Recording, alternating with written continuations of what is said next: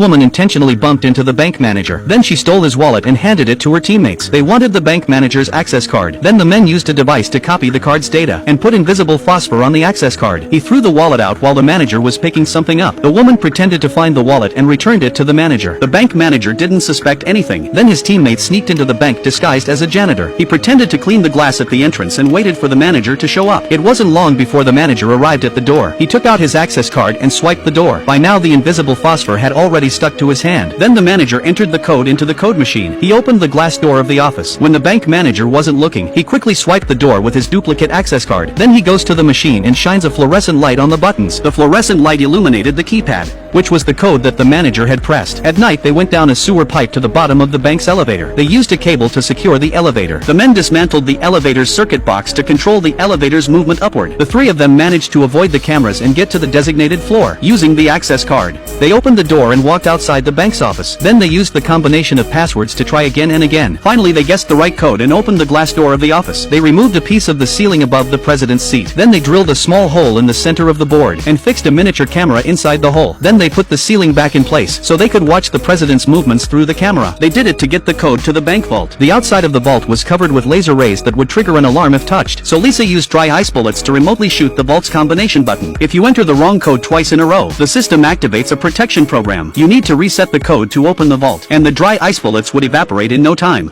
leaving no trace. The next day the president couldn't open the vault. He immediately called an engineer to check it out. Soon after the engineer gave the CEO the new code. The scene was caught on camera. They were able to get the code to the bank vault. At night they sneak into the bank through the sewer pipe again. Mike connected the nozzles together. He carefully slid the laser ray underneath. Lisa brings in the freezer. She connects it to the nozzle. She then sprays it evenly over the floor. As the temperature drops, the area covered by the freezing agent forms a smooth surface of ice. Lisa takes a quick jog and cuts through the ice and through the laser beams to the vault door. She follows her teammates' instructions and enters the code. She enters the code correctly and opens the vault door. Lisa drills into the vault and finds the billion-dollar bearer bonds. Then she threw the bonds to her teammates. Her teammate takes out the fake bonds and quickly puts them in a bag. Then he throws the backpack to Lisa. Lisa puts the fake bonds back in the vault. Then she quickly closes the vault door. Mike pulls her out with a cable. Finally they were able to evacuate with the billions of dollars in bonds.